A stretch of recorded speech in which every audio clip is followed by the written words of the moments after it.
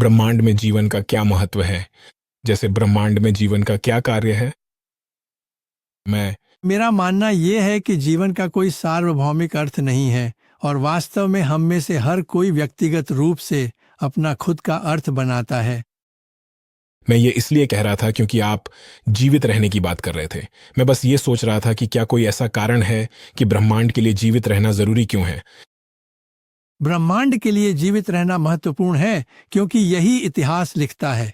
अगर जीवित रहना नहीं तो कुछ भी नहीं बचता, न कोई यादें, न सुनाने के लिए कहानियां, कुछ भी नहीं।